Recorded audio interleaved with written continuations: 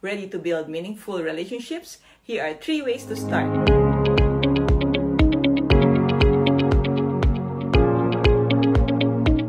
Ever feel the pressure to maintain a facade, fearing vulnerability and rejection?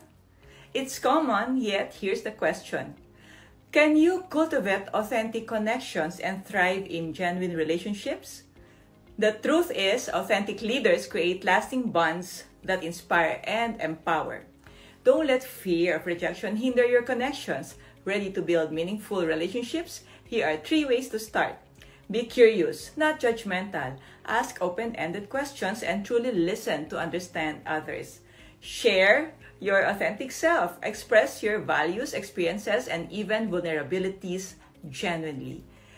Focus on shared experiences. Find common ground and celebrate successes together to build trust and connection. Remember, true leaders embrace their humanity, fostering genuine connections that fuel success. Lead with authenticity and watch your team rise to new heights. Joke, joke, joke! Anong isda ang nakakasulat? Di, lafish. Anong fish naman ang may lahing insekto? Di, e-fish. E-fish!